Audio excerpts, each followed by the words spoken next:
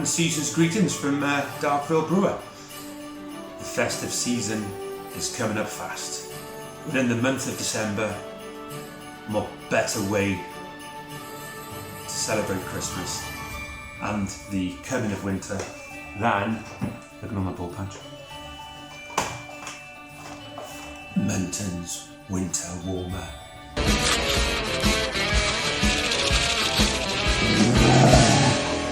Yes, there's another kit from Muntons. I'm still going through the West Coast IPA that I did a while back. It's still going very, very strong. So I thought I'd make it a double effort and do another one of the kits for the Christmas period as well. So, Muntons Winter Warmer, let me just read someone else's teeth again. Read what's on the back of this. So, this is a handcrafted 36-pound kit. So, it has got,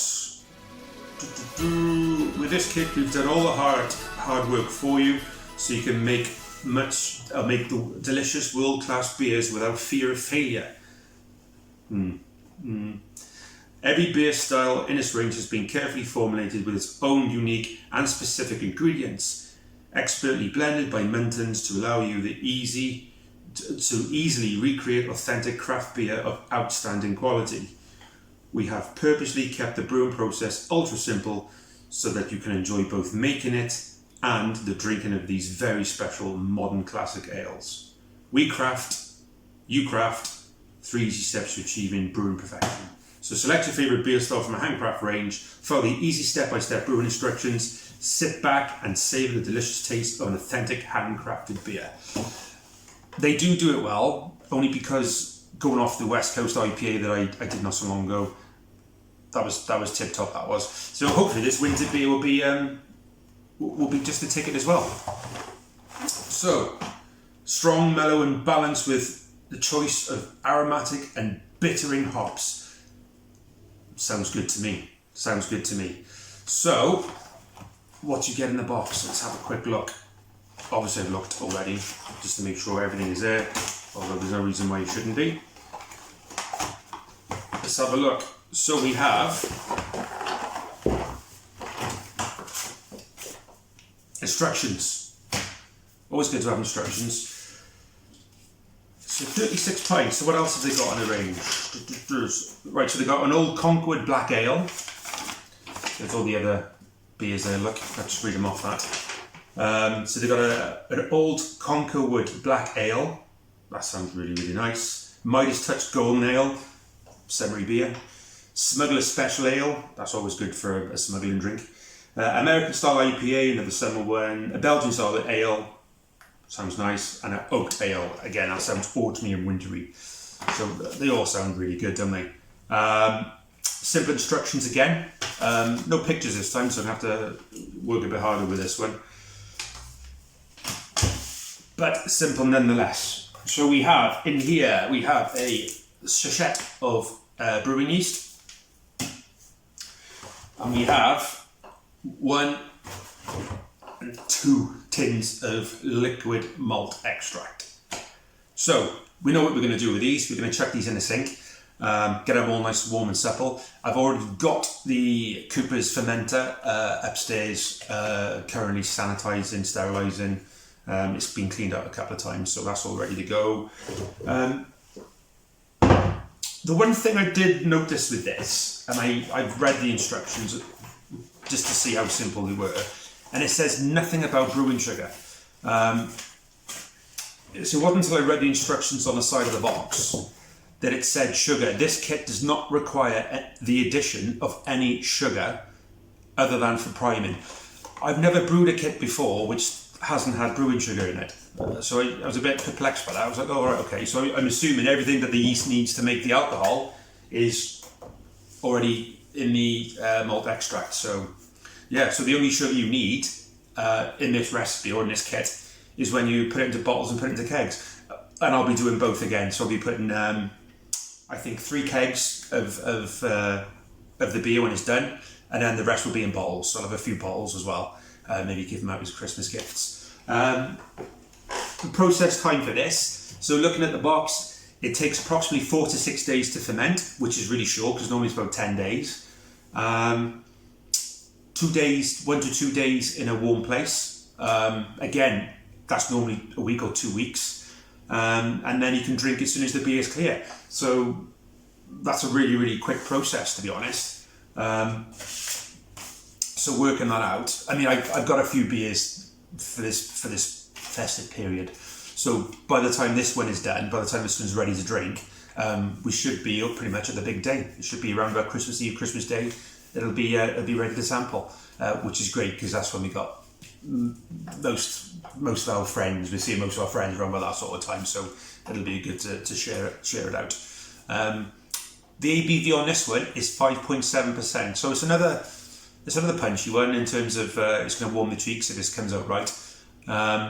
But yeah, it all sounds really good. So what I'll do now is I'll get all the beer brewing stuff down and we'll get going with it. Yeah, happy days. Okay, so we got the same deal as we did last time. So we've got, follow me, we have the malt extract melting in the water, the boiling water. That's just obviously to soften everything up. And then we have, where is it? A sachet of yeast, that's the beer yeast. And then we have old fermenter, full of steriliser, well, yeah, sort of full of steriliser. That's keeping our customised paddle nice and clean. And then we have the nicely clean and sterilised Cooper cementer, you know, I like the Cooper cementer. So I'm not going to go through as much detail as I did before, because if you watch some of the other videos I've done, I've gone through what you do there, what you do there. So what I'm going to do is I'll just read through instructions to our stages next. Just get on with it. Okay, so I'll read from the box instructions. So the box instructions state: clean and sterilise beer making. We've already done stage 1. We've already cleaned and sterilised everything already. So step 2. Add 3.5 litres, which is 6 UK pints. So add 6 UK pints of boiling water. Then add 25 pints of cold water and bring to a total volume up to 25 or 20.5 litres, which is 36 UK pints. And then thoroughly mix to ensure all the contents are fully dissolved. So we're getting ready for can number 1. Here we go. Oh my god. Oh my god, that's not. Oh, make sure that tap.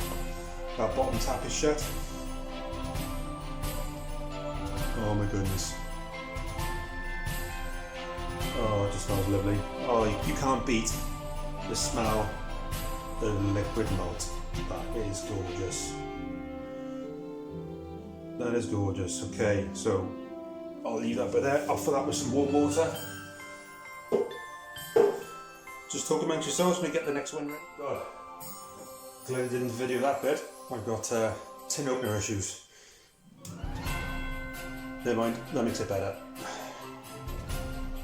And then I'll take the rest of that lid off there in a minute. Oh, there we go. That's opened over stuff now.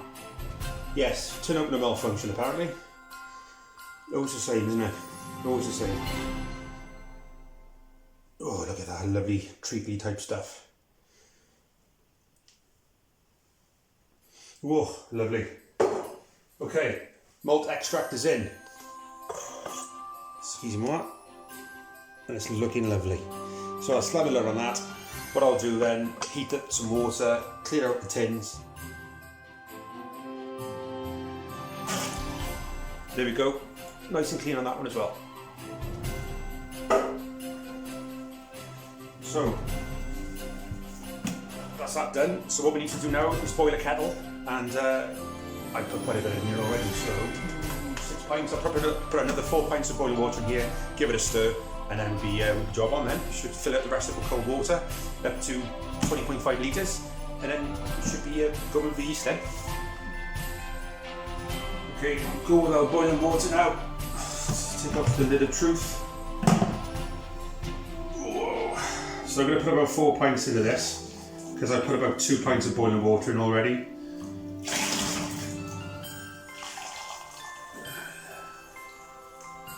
2. Do you know what? 3. 3 will be fine, and I'll do the rest with. So, you know where that groan came from then? Must be me thinking about Christmas beer. What are we up to on that? We are up to just under 10 litres. So I'll just do the rest with cold water now. That means it won't be too hot, and then you can pitch our yeast.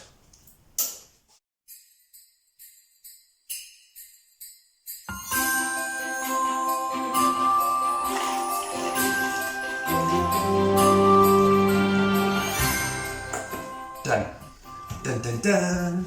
Right, next it says to give it a good mix. So we'll go into our bucket of sanitized water. Hands are sanitized as well. And you just got to give this a good mix in just to make sure all that lovely malt extract we put in here is mixed up. So it involves a lot of scraping the bottom of it, literally scraping the barrel. I think that's what my wife was doing when she married me, scraping the barrel. Oh, that looks lovely. It's a lovely, lovely colour. It's a lovely dark sort of hazelnut colour. I'll try and give you a little show of it now. But anyone else would look like dirty dishwater, but to me, it looks like caramel and hazelnut. That sort of colour. So it's lovely. It smells lovely. Oh, I know it smells lovely. I think even if it didn't smell lovely, I'd say it smelled lovely. But give it a good mix. Give it a good old mixing through. Get all those bubbles, those lovely bubbles we talked about. Getting all the air in the beer, getting all the oxygen in there. I'm still scraping up bits of malt extracts. We want all that up. We want all that out. All that dissolved in here, and with every rotation of the spoon and every sort of mixture and breaking up that malt extract, the colour of the wort just gets darker. Oh, it's lovely.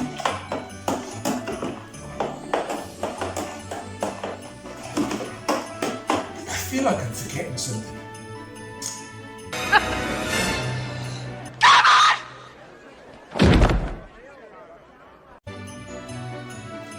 That's right, there's no brewing sugar. That's what I keep thinking. I keep thinking I've forgotten the brewing sugar, but there is none on this. So, yeah, be interested to see that. I mean, like I said, I'm assuming everything the yeast needs to make our beautiful beer is already contained within the malt extract. So, it is literally just a case of using spray malt, which is a kind of sugar, using a spray malt to prime your bottles and kegs. So, but yeah, it's the first time I've done a brew kit. I mean, I might be naive, there's probably loads of you that have done kits without brewing sugar. But to me, I thought that was always a thing, you know. Okay, so we're there now, there's no more. Just mixing this through just to make sure there is no more malt extract. There's no more malt extract in here now, it's all nicely mixed in. Spoon stir it nice and clean every time. But let's put it back in the let's put it back in there. Keep it clean. Have a look at this. So you can see you got a nice. Oh, actually, let me get the spoon so I can show you. So you got a nice off-white tanned head on there, and then you look at the liquid itself, the wort. It's a nice sort of hazelnutty colour. Dark caramel colour, and then you can see the off-white head on it all. So yeah, it's good, and it smells really nice as well. It always smells nice, like I said. Okay.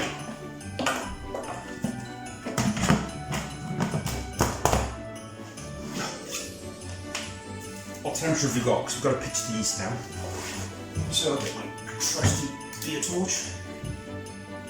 So we're at 26 degrees.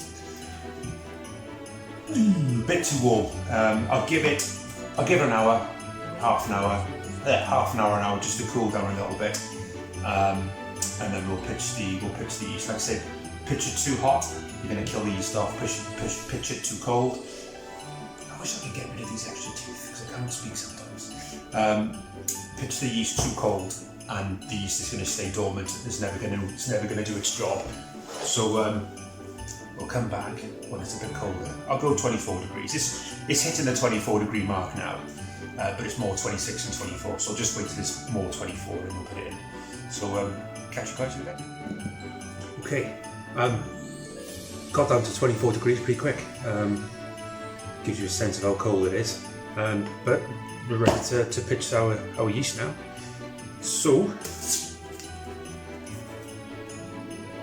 69 yeast premium, whatever that means. Give it a good rattle, give it a bit of a shake. So come on guys, we're going in. Sanitized scissors, snip along the top of that. Yes. Ooh, very nice. Oof, take that off there. As we've done before, you're literally just going to sprinkle this. Oh, that smells lovely. All over the top of that. Nice and even. Remember, well, it's a matter for you. Every brewer does something different. Don't mix it in, because all it does, it just ends up sticking to the side of the fermenter and doesn't really do much. So just sprinkle it on the top, leave it. Okay, so we've got our crowns and collar on. Look, oh, I don't know if you can see that, but crowns and collars on. So little box of tricks. There you are. Oh, good to keep things in one place. You know where they are. Crowns and clips. So just make sure this fermenter lid stays on. Then we put the crowds in. Sometimes it comes up. That's where you put this collar on, just to give it a bit of extra volume. And obviously the foam does come up. Those clips will prevent the lid being pushed off because it's not a fastened lid. So the only thing we need to do now is take a quick first gravity reading, and that's it. That's it for 4 days. So okay, so we just need to take our first gravity reading of this. Can you see the colour on that now? Just a really dark brown, autumnal, wintry, chestnutty, hazelnutty colour. Ooh, lovely. First gravity reading then, so we get this. So in 4-6 days time, you can see how much we've dropped. Take a squirt off there, just like that. Lovely. Pop the old badger in there. Fill up with some water so we don't. That's okay. Let's get rid of that excess foam, because we can't see what's in there at the moment because there's too much blinking foam.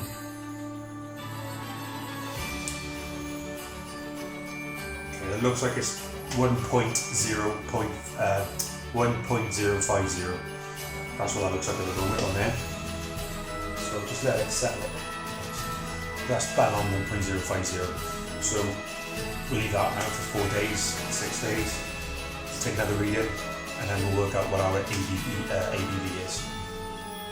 As usual, what's that? Sanitizing through it. As usual.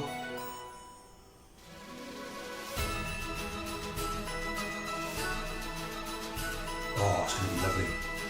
Immediately that even tastes, oh my god, sweet.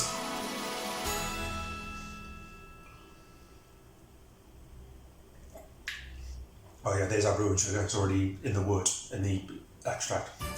Yeah, that's nice. Toffee-ish, hoppy, dark and sweet. That's going to be lovely. So that's it. So we'll leave this for 4 days now. I'll probably take another look at it tomorrow to see if that krausen has formed. If the krausen has formed, we know fermentation is taking place. Yeah, that's it. We'll just see how it goes over the next 7 days. So what we'll do, we'll let the 6 days go, wait till the ABV comes down, or sorry, the gravity comes down below. I'll tell you now. Look at the old instructions. Oh, that tastes nice. Okay, so we want the gravity to be below 1.014. So once this 1.014s and it stays below for 14 hours, we'll know fermentation's finished, and then what we'll do is we'll go on to the kegging and the bottling. Alright, so see you in a couple of days. Hey, little one, Santa's back. Oh, no! Hello, okay, we're back. Well, it's only been a matter of seconds for you, but it's been days for me. So this has been fermenting, so it said on the instructions, it said 4 to 6 days. 2 seconds, I'll just have a quick recap. Okay, so it said leave to stand for 4 to 6 days and in one place between 18 and 20 degrees. So I've kept this beer with a heat pad. It hasn't dropped below 18 degrees. I've checked every single day, and I've kept it between 18 and 20. It definitely hasn't dropped below 18 degrees. Wait for the fermentation to complete, or when bubbles cease to rise. We don't have an airlock on this fermenter, so there's no bubbles. But when the gravity remains a constant below 1014. So the last 2 days, the gravity has been below 1014. It's on actually 1012, and it stayed on 1012 the last couple of days. So I've worked that out using a little formula, and the beer is around about 5%. Well, it's 5%. Still on the box, approx ABV 5.7. So, hey, I don't mind. 5% is good enough beer for me. That's not weak. It's not too strong either. So I'm happy with 5%. I don't think it's going to drop anymore. It has been quite cold as well, so obviously the fermentation process might be different because of the different temperatures. But it's been fermenting for. It says 4 to 6 days, it's actually fermenting for 9 days. So I'm happy with that, that's done. In here, upstairs I've had everything I've had everything sterilising and cleaning. So I've got 3 5-litre mini kegs, and I've got 2, 4, 6, 8. I've got a few of these Grolsch bottles as well. So I'll fill these, fill the kegs, and then we should be good then. That should be everything filled up. What we're going to do is we're going to prime the bottles and the kegs with spray malt.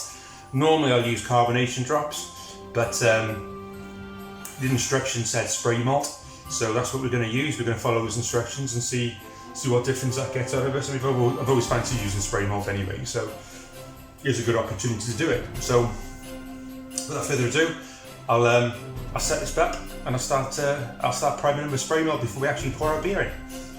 Okay, so we've got our spray malt, we've got our bottles, sterilised measuring spoons. So this is half a teaspoon per pint, so half a teaspoon per 500ml. So what I'll do, I'll prime all the bottles, then I'll prime all the kegs, and then we'll get on with filling the beer up.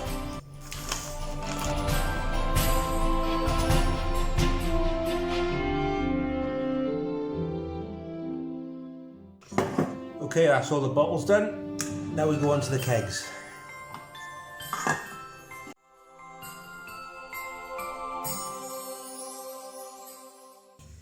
Okay, now comes one of the messy bits, which is actually taking the beer and put it into our kegs and bottles. So I'm just going to quickly sanitise my hand because I keep scratching my face. It's funny. Every time I know I'm going to do something with my hands which needs to be clean, I touch my face. So let's have a look. So we've got our sanitised bottle wand. This goes into the bottom of the keg or fermenter, just like that. And at the bottom of the wand, I'll just adjust that for you so you can see. There we go, going down. Bottom of the wand there, it's got the nib, which is like an auto flow system, so that goes into the bottom of the bottle, and then when it's depressed up, it releases the beer, and then when you take pressure off it, it automatically stops with a little washer. So we'll go ahead and fill our first bottle. But we'll have a go at filling our first bottle anyway. Okay, so here we go. Open the tap first. That always helps, doesn't it? So we've opened the tap. It's filled the tube. And then literally all you do is that. You just press up and then let it fill. You want to fill it to about there. Give it about an inch or half an inch just for there to be a bit of headspace for the pressure to build. And then just slow it down because it does have a tendency to overfill. Let's have a little look.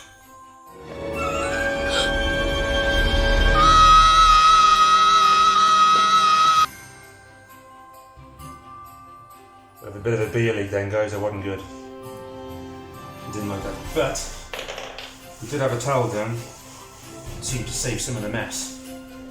But yes, I will be cleaning the floor after this. So there we go. Just filled up our bottle. Got a bit too much beer in that. But hey ho, it'll be okay. So what we need to do is just swirl that around. Because we've got that spray malt in the bottom which we don't want. So that will break down over time.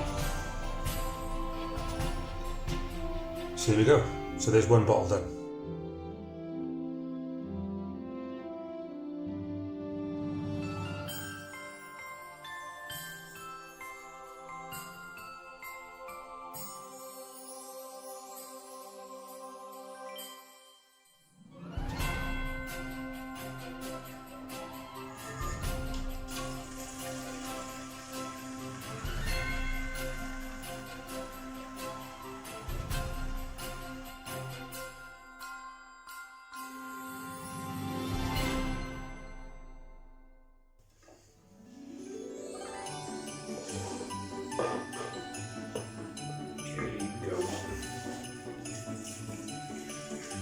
Keg number 2.